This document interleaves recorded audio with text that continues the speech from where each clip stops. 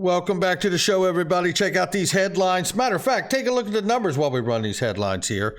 We got U.S. Treasury debt buyback. Uh-oh, ladies and gentlemen. Bitcoin stuck 13,000 transactions. MasterCard, banks, and crypto. You're going to want to know it. And CFTC, the new cop on the crypto beat, will it bring harmony or harm? You're going to want to see that article, no doubt about it. And we're going to talk about decentralization. Is it real or is it just a narrative? I think it's just a narrative, ladies and gentlemen. Buzzword. And guess what? Gary Gensler's brother, Rob Gensler, is going to tell us about the rising phoenix in digital assets, ladies and gentlemen. And the EVM, that's right, Ethereum, is getting more capability and more power in reach. And it's because of the XRP Ledger. Somebody roll that beautiful intro.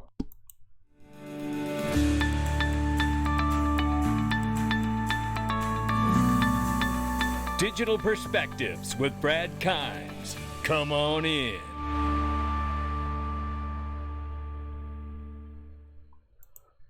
Welcome back to the show, everybody. You can follow us on TikTok, YouTube, Twitter, and Facebook for exclusive content. $972 billion market cap for crypto. Download that CoinPeprika app. Bitcoin is 19,500 plus right now. Ethereum 1,300 plus. XRP is 47 cents, and we're off by more than 7%, almost 8% off on the 7-day, ladies and gentlemen.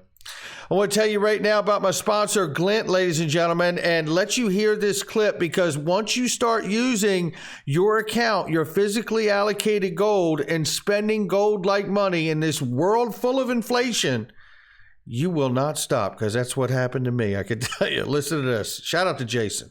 Yeah, we've enabled gold as everyday money with the Glint app and MasterCard. So with the app, you can register. It only takes a few minutes to register. It's free to download the app and register. And once you've been approved as a Glint client, you can top up your account with US dollars, and you can buy gold for as little as 1 cent's worth or millions of dollars, depending how much you have. You can save that gold, obviously, if you wish. But you can also spend it with the Glint MasterCard. Yeah, we've enabled. And that's exactly what I've been doing. Check out my sponsor's link underneath that video. You're going to love it too. So many people are absolutely digging it. And this is one of the things that keeps me wanting to kind of build up and top off my Glint card, is when I see this kind of news, ladies and gentlemen, right here. It's the United States Treasury is exploring a debt buyback when the country is $31 trillion in debt and the Federal Reserve posted its first operating loss in years. This is where we are now. Shout out to Gold Telegraph there. And this is where we are, ladies and gentlemen. And I'm just going to show you very quickly here. It is $31 trillion for the first time. And I don't mind telling you that this article here highlights the fact that this is not the Fed doing the buying back now. It is the Treasury. And that's what I want to clarify for everybody here. This is not quantitative easing, nor is it quantitative tightening. This is none of those. Okay, and then I want to get down here to this little highlight here where Thomas Simon says, money market economist at Jefferies, this is the first real serious beginning round of exploring if they might do something. Speaking of the Treasury, this is quite far from an announcement. It's more like a fact-finding, is what they're saying here. They need to improve liquidity, and they need to get it done fast. This is why the Treasury asked dealers for feedback on Monday, October 24th. They're taking all the feedback in here about new tool to buy back its off-run securities each year, and if it would meaningfully improve liquidity, reduce volatility in T-bills issuance, and help address other market concerns. It was just days ago that Janet Yellen said she didn't see any reason for concern or any problem with the U.S. dollar. But yet here this very real moment is, ladies and gentlemen. That's where we are in this time. So I just wanted to highlight that as we move forward. That's what's going on in the regular markets. And here in crypto, this is what's going on with Bitcoin. An 85-minute block interval left more than 13,000 transactions stuck in a pending state on Monday. Oh my goodness, blocks are typically confirmed every 10 minutes. How about that one? You know, this is just like, what in the world is going on? Bitcoin fails to produce one block for over an hour. I mean, let alone, I moved a whole Bitcoin months and months ago, and I got hit for over $4,000 or something. Wasn't it $4,000? I know you guys remember. Pretty sure it was like $4,200 or something like that. I was stunned. I was like, that is not a solution for the future, ladies and gentlemen. And speaking of frustration and things going wrong and not being what you want it to be and having control, this was a clip right here from Cowboy Crypto highlighted, you know, Brad's frustration dealing with things and actually dealing with the positivity and success of getting customers from around the rest of the world minus the United States. Listen to this quick clip here. Us. I'll tell you a very quick, funny story. I'll keep it short. I was in the Middle East last fall, and we were meeting with customers. I have one of the Ripple team members who's based there. It's really early in the morning. My time zones are all screwed up. We're meeting the CEO of a payments company, and but the employee from Team Ripple says, "Well, why don't you give an update on what's going on at Ripple?" And I start talking about the SEC. And after the meeting, he very delicately says to me, "No one gives a shit." Boop. And his point was, if you're not in the United States, you know, the governments in Abu Dhabi, governments in Switzerland, Singapore, UK, Japan, they provided the clarity how they view and categorize digital assets, and they don't care that the United States SEC has a viewpoint that is, you know, pending in court. Most people outside the United States. And there you have it, ladies and gentlemen. And it is frustrating. And Brad goes on further to share his outrage. He said, "My outrage has grown as the litigation has unfolded. There's no recourse. There's no consequence to those that brought this lawsuit. The SEC's pursuit of a policy objective isn't about a faithful allegiance to the law. It's about power. There's no regard for those companies and the people, and that this approach has harmed. We all should be outraged. The SEC has clearly forgotten that the government works for the people." It is so well said right there. It really, really is. And it is a sad commentary that it is so accurate. Brad Garlinghouse nails it here. And it absolutely is frustrating because that's the moment we're in. But you know what? Hang in there, because we know some kind of change is coming. And how do we know that? Well, we know that because MasterCard and banks are working to get cryptocurrency to their customers.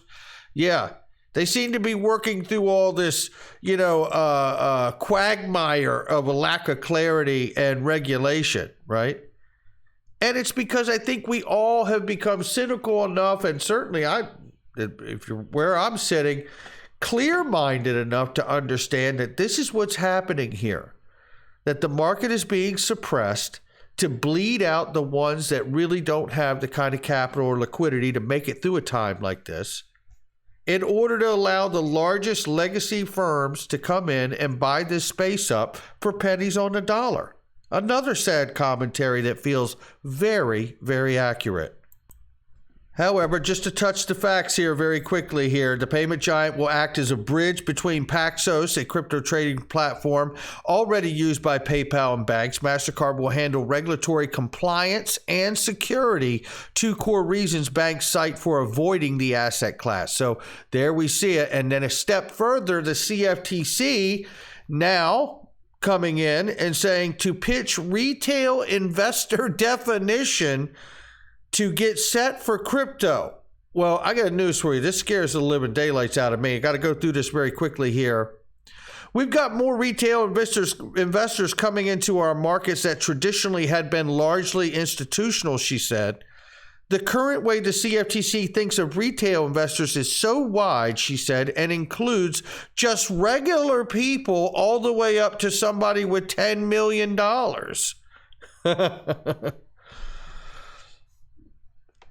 This should bother everyone. Regular people should be able to put their money where they want to, Commissioner. Adding a newly defined category could help the agency treat regular crypto users differently under the rules than large institutions, because we're so stupid, right? And that would typically mean more limits and protections for the small scale investor. Here it comes, ladies and gentlemen. They're paying. It's always for us, right? We're too dumb to know what we're doing with our money. We can go to a casino and you can blow your mortgage on it. You could spend every dollar you got in a casino. It's okay to be that dumb, right? But not in the investment world. You shouldn't be able to put every single dollar where you believe. That's where they draw the line in the sand, however, right? This is very concerning to me, ladies and gentlemen. This is very concerning to me. I said right here, I hope I'm just being cynical, but this sounds like the retail investor, crypto investors are about to get a leash put around our necks. That's what it sounds like to me. Shout out to Michael Branch for that article. And here's the concern here as well from Molly Elmore. There's been chatter for a while that non-accredited investors may get locked out of crypto markets. If that threshold gets raised to 10 million, that kicks out a lot of people. This is what I've been talking about right here. Looking to shut out retail, right? I'm not saying it's happened yet, but you could see the effort. You could see the effort. Stable coins are important, and this is why I talk about it, because not only does it appear to me, and I am certainly at a 30,000 speculation altitude here, but it does appear to me there are at least some making efforts to put a hamper on the retail investor and build a framework that may shut the door on us.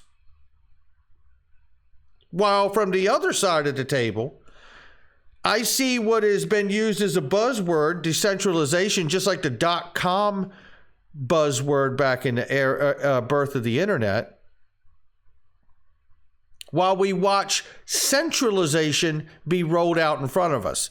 The framework, regulation, legislation soon to come, which will bring stable coins underneath that umbrella of control and regulatory environment, as it needs to be. I don't want nobody to lose their money.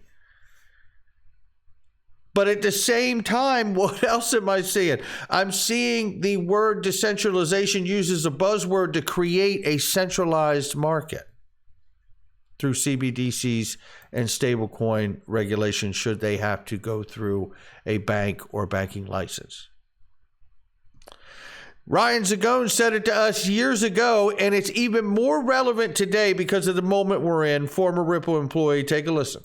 Proof of work doesn't work. There you go. Proof of work doesn't work. Brian, proof of work's been working. Let me finish. Proof of work doesn't work. Let him finish, please. And Ross Lacow from the IMF, lawyer for the IMF, says, let him finish. Let's hear him out. And in the early days of Bitcoin, there was a whole group of developers that broke off to create other assets, XRP being one of them, that doesn't use mining, that's cheaper from an energy perspective than Visa, and already scales to 1,500 transactions a second. A lot of these problems have already been solved. The challenge for adoption comes back to policy. The policy uncertainty around some of the assets has limited adoption, particularly here in the US. And that's exactly right. And that's where we are in this day, is about policy. This happens to be Gary Gensler's twin brother, Rob Gensler, who would be also welcomed at MIT at Gary Gensler's time there to speak to his class. Rob's going to tell you what he thinks of this market and where we are right now. And he's going to tell you about something is going to be a disruptor and would rise out of the ashes like a phoenix. Shout out to Stephan Hubert and Working Money Channel, who broke this open late last year. Take a listen to this. Also reminded, I think Bitcoin, sorry, I'm real biased about this, is a massive regulatory arbitrage. I don't want the governments, the officials anywhere in the world to know something. I want to create a system that's beyond governments. Have you found anything, maybe in the history of humankind, there is something where officially the official sector doesn't come back with a vengeance and get its fair share? So I think blockchain... Have we not talked about exactly what he just said? It can be very good as a utility to make a lot of other things. It's like, what are the killer apps that will come? And it was true with the internet. When the killer apps came, guess what? Amazon was a killer app and Apple was a killer app. Well, Apple's different, but Facebook, etc. And oh, by the way, all of them, sorry, because you're going to say why I would say they're worth $500 billion or a trillion into them. Remember, there was an installed base of value, Amazon's case, 100% of global retail, that they could disrupt. Wow, they have not even 5% yet. I don't know whether you should own Amazon stock or not. I'm not trying to say that. But wow, or all of global advertising, that's what's Google, wow, and they're a disruptor, okay? So maybe Bitcoin becomes the utility that some app resides on top of, that is, and it becomes ubiquitous enough in 10 or 15 years. And I actually think something will happen that's just will wow us all that we hadn't even considered. But it's in the second phase, not in this first phase of hype, disappointment. And I don't think we're anywhere near the disappointment. The disappointment takes years, and then all of a sudden, like the phoenix from the ashes, it rises up again. And it's once the distributed process is all out there, and there's not nodes like a Bitcoin nodes, but nodes of users. It's like, also reminds it's really great, the clip, oddly enough, ironically enough, from Gary Gensler's own brother about understanding exactly what I believe we're on the precipice of. And I think clarity, legislation will all help bring those things. And by the way, interoperability, which we're seeing right here. Ripple is testing right now a way for developers to deploy smart contracts made for the larger and more popular Ethereum, ladies and gentlemen, on its XRP Ledger blockchain with little effort. How about that one? Take a look at this really quickly. It's not very long at all. Ethereum Virtual Machine is the software that runs smart contracts on Ethereum. Ripple said the EVM capability, or EVM capable sidechain, a blockchain that runs in parallel with the main XRP Ledger blockchain, is now live on the company's DevNet, which is where developers can test implementations before they go live on the mainnet. Ripple and the XRP Ledger stand to potentially benefit because the work developers have already put into building Ethereum smart contracts could be leveraged in the entirely separate Ripple ecosystem. The announcement Monday is just the first step of a three-part process. The second phase will go live in early 2023 when the EVM sidechain will become permissionless, meaning anyone can join it. The third phase is slated for second quarter when Ripple will fully deploy the software. Our goal in 2023 is to have an EVM sidechain connected to the XRP Ledger mainnet. Ripple Chief Technology Officer David Schwartz told CoinDesk, the bridge in the final solution will be decentralized and all components of the solution will be production ready to handle real world scale and use cases. That's where we are on this day, and maybe, just maybe, it'll look a little something like this from the CEO of Gilbert Verdian said back in July of 2021 when he says here, we are agnostic as far as quant goes, interoperating with different blockchains, including Ripple XRP Ledger. Similarly, by connecting to Overledger, we help provide market access, more users and clients from enterprise permissionless permission blockchains, and public permissionless blockchains to Ripple Network, and vice versa. Some use cases by using Overledger look like this: internal Corda, Overledger, Ripple XRP Ledger, Hyperledger Network, Overledger, Hyperledger Network 2, Overledger, Ripple XRP Ledger, Ripple XRP Ledger, Overledger JPM Coin, Libra Overledger, Ripple Ledger, and then Binance Chain Overledger, Ripple Ledger, right? XRP Ledger. I also see a use case with our universal utility token approach, where we can move digital assets across networks powered by Quant and then do settlement with XRP, a central bank digital currency, or USC. How about that one, ladies and gentlemen? Is that the precipice we're on? And is this what it'll look like in the back end of what a real rising phoenix will be? I don't know. I'm speculating like crazy. I'm a wild speculator, ladies and gentlemen. But I tell you what, all of this is adding up to me to where the SEC versus Ripple case could provide massive clarity for this space going forward, and certainly kick the door open for Ripple and XRP to begin to really see the implementation of the real use case of the asset XRP. That's going to do it for me. I'm not a financial advisor. This is not financial advice. It's just my digital perspectives. I'll catch all of you on the next one.